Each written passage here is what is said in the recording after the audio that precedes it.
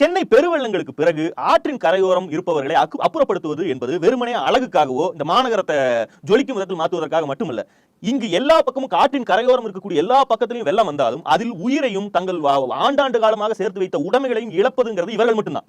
நீங்க சொல்றாங்களா அடுக்குமாடி குடியிருப்புகள் வருது அப்படின்னா, அடுக்குமாடி குடியிருப்புகள் மொட்டை மாடியில இருந்து அந்த வீடியோ எடுக்கிறான். வண்டி தண்ணியில முங்குச்சுன்னா 1 லட்சம் ரூபாய் இன்சூரன்ஸ்ல கிளைம் பண்ணிட்டு புது வண்டி வாங்கிக்கிறான் அல்லது வண்டியை சரி பண்ணிக்கிறான். அவனுடைய பிரச்சனை இந்த லெவல்ல தான் இருக்கு. ஆனா உங்களுடைய பிரச்சனை உயிர் ஆபத்து.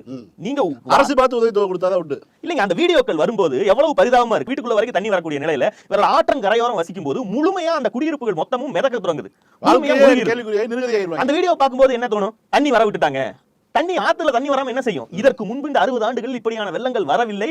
அதனால அந்த அவர்கள் அப்புறப்படுத்த வேண்டிய தேவை வலுக்கட்டாயமாக அப்புறப்படுத்த வேண்டிய தேவை அரசுகளுக்கும் இல்லை, கோர்ட்டுக்கும் அது ஒரு பெரிய பிரச்சனையா இல்லை. ஆனால் இந்த ஆங்கில ஊடகங்கள் தான், நீங்க நல்லா கவனிச்சுங்க, கடந்த 6 மாதத்தில் அடையாறு இந்த சென்னை மாநகரத்துடைய நதிநீர் சீரமைப்பு பணிகளுக்கு 3 பட்ஜெட்டுகளாக நிதி ஒதுக்கீடு செய்யப்பட்டும் ஆக்கிரமிப்புகள் அகற்றப்படாமல் இருக்கின்றன அப்படிங்கிற குற்றச்சாட்டை இதே ஊடகங்கள்ல கோர்ட்டார் படிக்கும் விதத்தில் இவரெல்லாம் செய்தியா போடுறாங்க.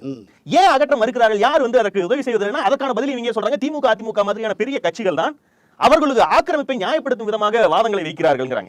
இவர்கள் போய் கோர்ட்ல இது கேஸா போகும்போது இதற்கு மாற்று வழி என்னன்னு அரசாங்கத்தை கேட்டா அரசாங்கம் அதற்கான மாற்று வழிகளை சொல்லுது. இவர்கள் அத்தனை பேருக்கும் தங்குவதற்கு நகர்ப்புற மேம்பாட்டு வாரியம் மூலமாக வீடு கட்டப்படுகிறது.